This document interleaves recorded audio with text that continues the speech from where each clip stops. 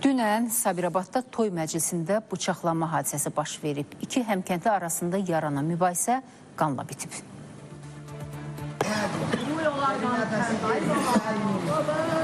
Şadlıq sarayındakı toy mərasimində iki həmkəndli arasında mübahisə yaranıb. 41 yaşlı Xəqani Muradov, 38 yaşlı həmkəndlisi Telxas İsrafilova bir neçə bıçaq zərbəsi vurub. Zərbələrdən biri ürək nahiyəsindən dəyib. Şirvan şəhər xəstəxanasına çatdırılan yaralı dərhal əməliyyata götürülüb. 3 saatdan çox əməliyyat edilən pasiyent çoxlu qan itirməsi səbəbindən özünə gəlmədən həyatını itirib. Xəqani Muradov polis tərəfindən saxlanılıb. Şadlıq sarayının içərisində idim.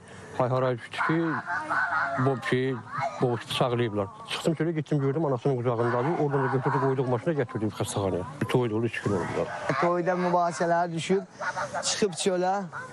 Mən kamerada gördüm çıxıb çölə getdi belə zavorun dibinə qayıtdı dala. Anası saxlaya bilmədi.